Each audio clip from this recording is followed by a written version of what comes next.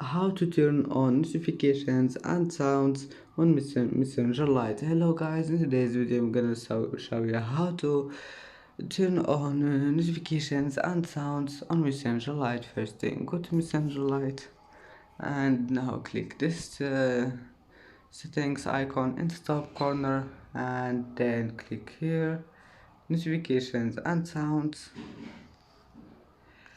And now all you need to do is just click on this one, click on it, and as you see now, notifications and sounds has been turned on. And that's how to turn on notifications and sounds on Messenger Lite. And that's it for today's video. If you like this video, please don't forget to like and don't forget to subscribe, and thank you for watching this video until the end. See you in the next video.